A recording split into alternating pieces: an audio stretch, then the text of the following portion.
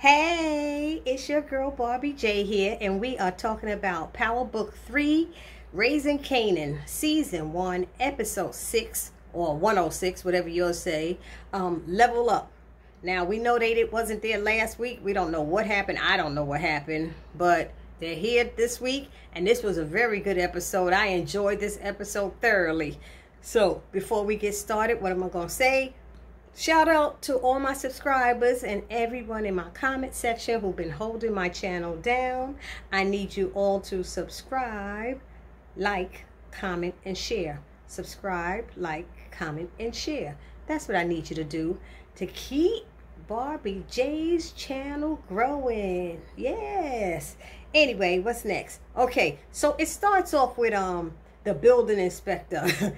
You know, Rock had to walk up the stairs because the elevator, if y'all ever lived in the projects or housing development, whatever you want to call it, them elevators don't never be working. So she had to walk up them stairs, and she get up there, and the building manager's pissed because the inspector's there. They done put a hole in the floors and the walls and everything, and he going in on her, talking about she gonna have to put everything back, else she gonna be set up for immediate eviction or a trip to housing court, and there's gonna be hefty fines and all this stuff.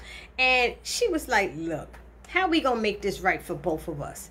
And she got close. I'm just a single mother, you know, trying to make ends meet for my son. And he said, or maybe we could meet later on tonight, 8 o'clock, alone. And I mean alone. So she's like, fine. So he leaves out, and she's leaving the building. She said, look, my boy's gonna be here later on. You keep this shit going. Don't block. He said, did you just hear him? She said, fuck him. She was like, whatever. The building manager's like, I could lose my job. She was like, oh, please. She don't even care. Detective Howard rolls up on that doctor and asking her, what if he has a son? Would that be, can he use him for the bone marrow transplant and all this stuff? And she broke all of that down for him. Maybe, but he usually has to be at least 18 years of age, and Kane is only 15. So we don't know what the deal is with that. And that was, I mean, Detective Howard wasn't even in this episode, really. And then they got Lulu and Jessica. She's like, you know, he's in the club setting up, getting ready for this showcase and everything. And he said, he see Rock coming. He said, let me give a, let me shout out to my sister for a minute. And she kind of looked back and looked her up and down. And I said, what the fuck was that look? Did y'all see that? She kind of looked at her. Not that Rock saw it. Rock didn't see that. But I guess this girl is trying to let Lou know. Because Lou, she said he can do anything he want to do. But he's following behind because he has to do everything his sister's telling him to do. Basically. Because he the little brother. I'm assuming that's what that look was for, but it was a little quick, funky look. I caught that. If y'all didn't catch it, catch it. So anyway, she's telling him, you know, Rock coming, she want to know about what he gonna be doing. He gonna be selling drugs there and all that stuff. And he's like, no, I want to keep this clean. He said, I want to try to find a way to make other kind of money, like clean money. And she's like, what? So you paying for all this? Because people coming up there, I need this bill paid. Ain't nothing coming off that truck till I get this. They told me to see you, Lou. He giving them money. That'll do. The other person, I need the lights on. And, you know, she's like, you spending our money like that? He said, I thought it was my money. She said, your money is my money. I said, okay. She said, so. She said, I see everyone needs to get paid, you know. So she bounced saying, that's like, kind of like that's messed up. You just here to pay for everything and all this stuff. You just the money man. Anyway, Lou was like, whatever. So Lou, you know, I think he really wants to get out the drug thing, but that's all he knows right now. So he goes to visit Unique and asks, because she said Neek gonna be up in here with his stuff, and he's like, no, Neek ain't gonna be up in here and stuff. So Lou was trying to confirm and make sure. He went ask for the favor to keep, you know, the showcase clean and everything. And Unique agrees. He said, is Rock gonna do? Rock gonna be? No, Rock is not. It's gonna be clean. You know, she's out too. Then he tells, you know, so he said, you's a smart one. I like you. Rock needs somebody level-headed like you around and all this stuff. And Lou just turned around because he was walking out. He just turned around and said, I appreciate you, you know, Neek. And then he walks out, and Neek said, ain't this some shit motherfucker gonna come up in here after they kill one of my boys? That's called chutzpah. That's called balls. He got a lot of balls coming up in here asking me not to do something. And he told them he want them to go in there and light that place up on fire. You know, I said, oh, Lord. I was like, okay. So Unique was going back on, you know, he just didn't even care. I was like, wow, that's kind of messed up, you know. So he picked 2 people, which is one of Unique's boys, to go out there and do it, you know. And he's like, I mean, who's going to do a favor after you kill one of their boys? Let's be real, you know. Anyway, next, Rock is cutting Kanan's hair with the clippers and stuff. I used to try to do my son's hair with the clippers when he was little. But she, you know, and she asked about how Symphony's class is going, and he's like, yo, the brother is good. He got good information. That's important stuff to know, da-da-da-da-da-da. Then she goes, how come you didn't tell me about you got scooped up by the police? And he's like, oh, man, how'd you know? She's like, Scrappy told me. First he said he didn't lie. I didn't lie about it. She said, no, you just didn't tell me. He said, how you knew anyway? And he's like, Scrappy told me. So he's like, damn it. She's like, whatever.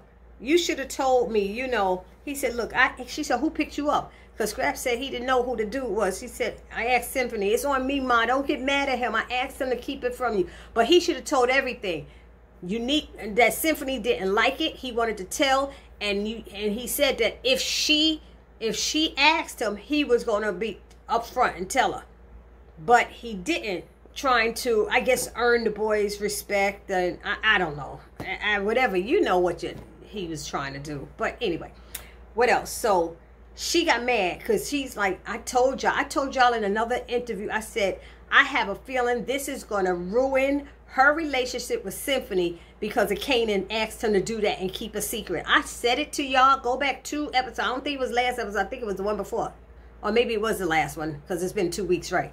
So, but I knew it. I knew this was going to happen. He messed up his mother's relationship because of that. She could have gave him a warning, but she did. She warned you, Symphony, you know what, don't come between me and my son. That's it.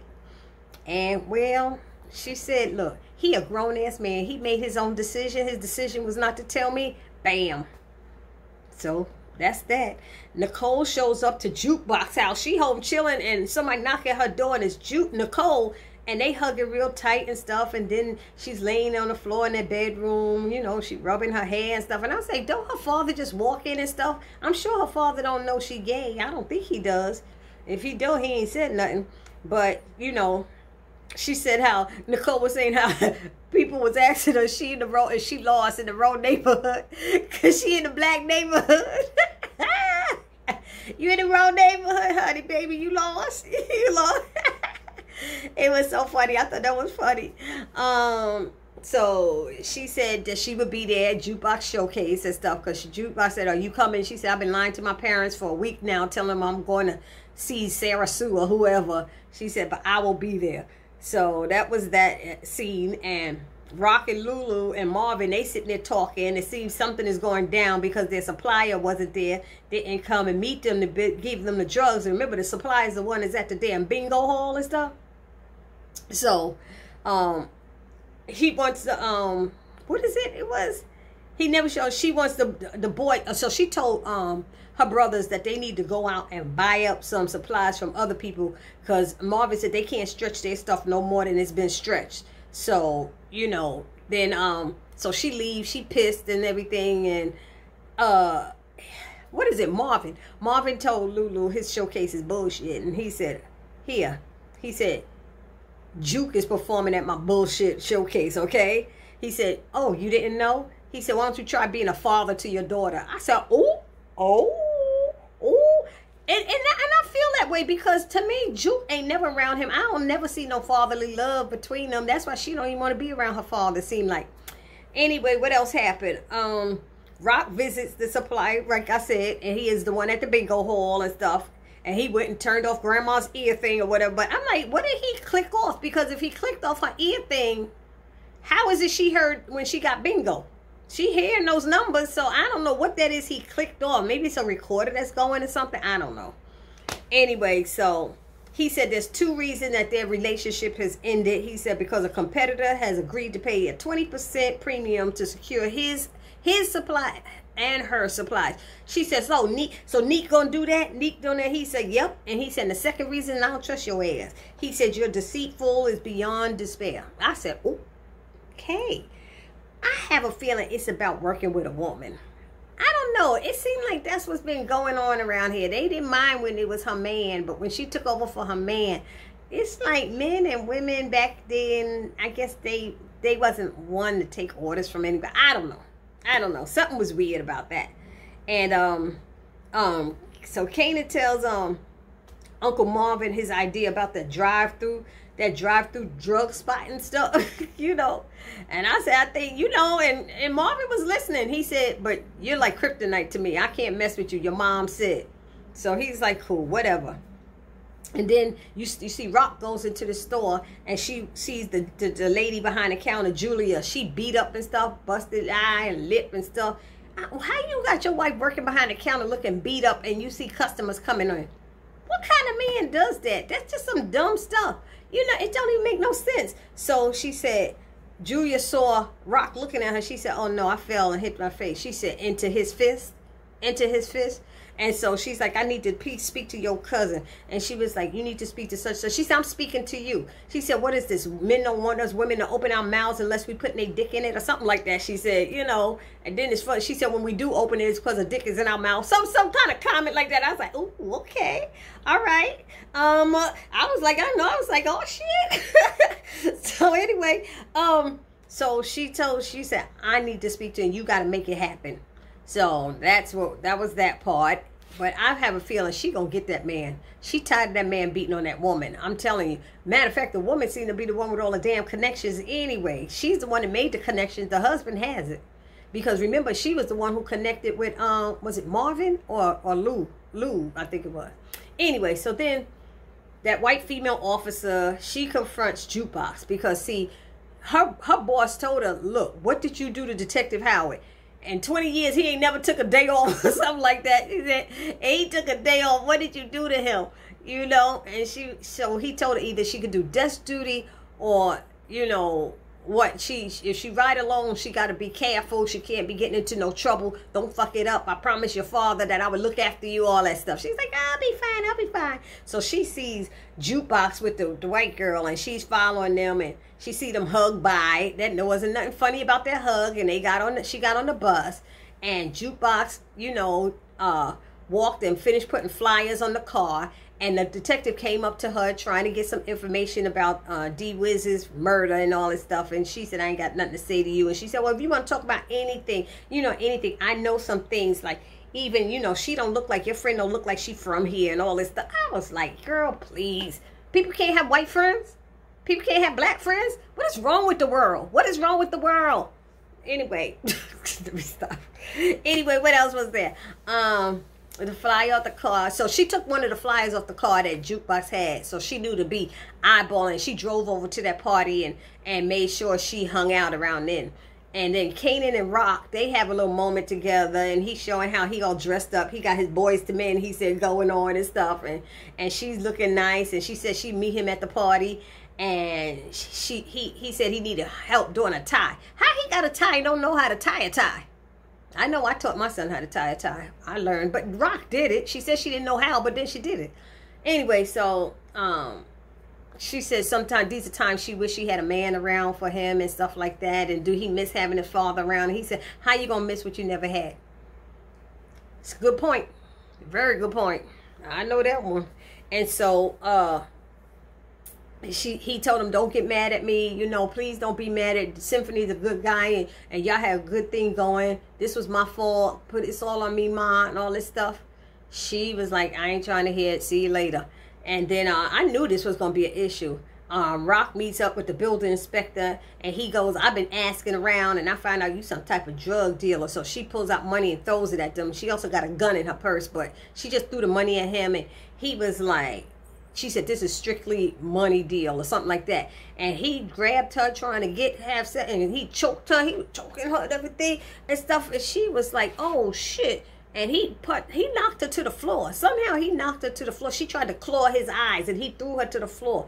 And she tried to claw his eyes. His eyes she tried to claw and he threw her to the floor. And he was trying to get sex. And she was on her knees trying to get up, crawling. She had on a dress and he was unzipping his pants like, I'm about to get this and hit this. And there was a hammer on the floor right there because construction was being done. And he tried to pick her up and she took the hammer, popped him up across the head and knocked him to the floor. And when we saw him again, she had him tied behind his hands and stuff. I said, okay. And then and Marvin came in. And she tells him, make sure he feel it on the way out. I said, oh, shoot. That means make sure it sound like he dead. He alive while he dying or something like that. It kind of say, because she said, make a meal out of this nigga. I said, ooh, okay, does anybody know what that means? Well, put it down in the comment section, because I didn't know what that means. Make a meal out of this nigga. I thought she been chop him up, sushi.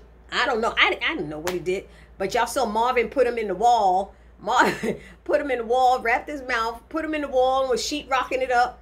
And before he sheetrocked it up, he took a staple gun and shot him in the head 2 or 3 times. And the guy was like, so he was going to die in the walls. That we know that. That's for sure. They're going to be looking for that inspector. I'm sorry. It's not funny. I'm sorry, y'all. So Juke is at the club with Famous, and Nicole shows up. And she's getting sick. She is like, her nerves gets to her. And I see this is what Jukebox have this issue with her nervousness. So she getting sick and stuff, and she runs into the bathroom, locks the door. And so then Kanan came in backstage to say hi to them and all that stuff. And he knew just who Nicole is and all that stuff. But Nicole asked him to talk to Jukebox. Let me try to keep saying her Jukebox. Every time I talk about the white girl, I call her Jukebox Laverne. Anyway, she asked him to talk. He said, nah, like, she don't want to talk to me. We had a fight. She said, she'll listen to you, please. She tells Famous, let's get out and give him some space, some privacy. And he goes and he apologizes to her for the stuff he said. He felt bad as soon as it came out his mouth. He's just so stupid sometimes. She said, sometimes, okay, I'm stupid all the time. Okay, whatever. And, you know. And he said, this ain't the first time I talked you out of a room or a bathroom or something. And he told her a story from back in the day. And she said, the only reason I came out because you was crying like a little biatch. And it was embarrassing. He said, well, I'll start crying like a biatch right now and get you out of there. And he started, ooh, she came out, which was cute. So he's like, I got you. And they made up and all that stuff. You family, got you always and stuff. He said, Nicole seemed like she cool. Bam. So, and he said, the main reason I need you out because I don't want to hear Famous blaming you for the 50 years down the road that it's your fault that he didn't blow up because you was hiding in the bathroom. So then Rock saw Symphony at the club, and she ran out. As soon as he tried to buy her drink, she ran out, and she walked, and he was chasing her behind her, and he chased her, and she basically said he betrayed her. He betrayed her with what he did, and he was trying to say, I was just trying to be there for him. The boy asked me, and I was trying to be there. And she said, I told you, nothing comes between me and my son and stuff. So she was mad. He said, so that's it? We done? She said, yeah, we done. And I was like, damn, that was kind of cold. I understood, but that was cold. You know, the whole story wasn't told. You know what I mean? But anyway, what else? She sees Lou. She walks over there because he's having a problem with these guys trying to get in. I think they was Crown's boys. And they were trying to get into the club. He said nobody's getting in there with no strapped and all that stuff. But when they saw, for some reason, when they saw Rock, they must know who she is. Because one, they were talking about Queens versus Brooklyn. But once they saw her, they chilled. And they was like, okay, man, all right. I said, okay, they must know who she is. So she told him, enjoy your damn showcase tonight because when the sun comes back up in the morning, we got to work harder than ever. Because, see, she ain't tell him what the deal is with the supply and everything. So, and then she sees that white officer, and she walks over to her and asks, where's her partner? And she's like, he took a day off or something like that. She said, well, you tell him the most dangerous place to be is between a mother and her child. And she said, I don't even know what that means. She said, you don't need to. That he knows what it means. Bam. Ain't nobody asked you if you understood. She said, give him a message. Tell him this. Ain't nobody asked you to understand. Hello? Let me stop. Then these boys and Rocks go into the that Rocks little snitch or whatever. They go into the back of the club and they break the glass and everything, get in the window. They walk through the crowd. Lou happened to turn a little bit, and at this point, Famous and Juke were on the stage. Famous was getting nervous. He talked about Juke all that time, and then his ass was the one that froze up. He like, oh shoot, and Juke got him, got him out of it or whatever. She just like killed the music. She started talking to the crowd, and he started warming up, and then she's like, okay, let's get it started. And everybody was all happy and stuff, and it was going down. But then Lou turned around and saw his boy, Rock's boy, behind Neek's boy a little bit. And he did something like, and he started a fight. That's when Lou started fighting. So I don't give what fuck, and punched the guy, and the guy started punching him. He yelled, "Southside!" And everybody started fighting. That must have been some kind of code, like, okay, it's on. And everybody started throwing down, fighting and stuff.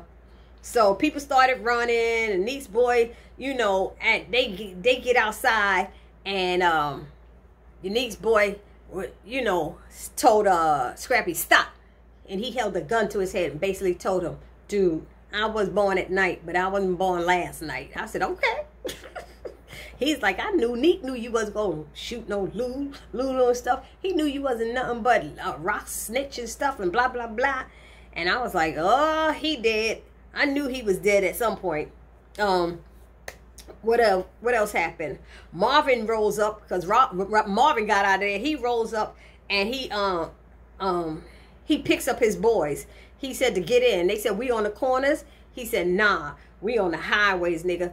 They was like, "The highways?" So basically, it seemed like he heard what Kanan was saying. They could come right off that highway and pull up over there like a drive-by drug place and stuff. So I think that's what he gonna do, and that might help and save them.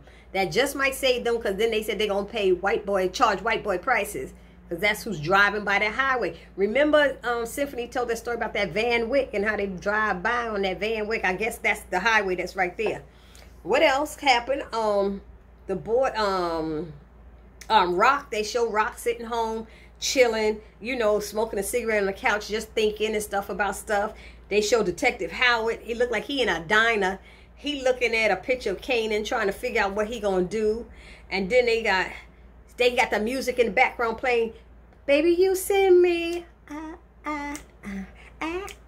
baby, you send me." I like that song. Anyway, when that's playing, they show Kanan. He go to visit Davina, and then next thing, they in the bedroom. She invite him in, and she kissing in the bedroom, and she give him a condom. So that's gonna be his first time having sex. They show Famous is in the, look like he's still in the club or somewhere, and some girl is pushing him in a room and everything, and he about to get a BJ, a blowjob probably for the first time. So he about to get his sex on and stuff. I was like, okay.